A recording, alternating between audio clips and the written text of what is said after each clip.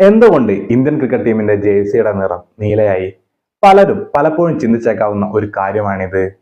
1992 cricket ലോകകപ്പ് മുതലാണ് ക്രിക്കറ്റിൽ കളർ ജേഴ്സികൾ ഉപയോഗിച്ചു വരുന്നത്. അന്ന് ഓരോ രാജ്യങ്ങളും അവരുടെ നാഷണൽ ഫ്ലാഗിൽ നിന്ന് ഒരു കളറായിരുന്നു ജേഴ്സിക്കായി തെരഞ്ഞെടുത്തത്. ഇന്ത്യയെ സംബന്ധിച്ചിടത്തോളം ഇന്ത്യയുടെ നാഷണൽ ഫ്ലാഗിൽ 4 നിറങ്ങളാണുള്ളത്. ഇതിൽ വൈറ്റ് കളർ മാറ്റി നിർത്തിയാൽ പിന്നീട് വരുന്ന കളറുകളാണ് സാഫ്രൻ ഗ്രീൻ, അതുപോലെ തന്നെ അശോക ചക്രത്തിലെ നേവി ബ്ലൂ.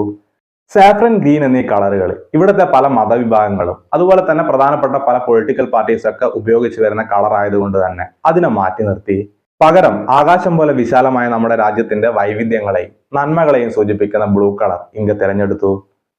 1992 ക്രിക്കറ്റ് ലോകകപ്പിൽ ഇന്ത്യ ഉപയോഗിച്ചിരുന്നത് അശോക ചക്രത്തിലെ അതേ നിറമായിട്ടുള്ള നേവി ബ്ലൂ കളർ തന്നെയായിരുന്നു.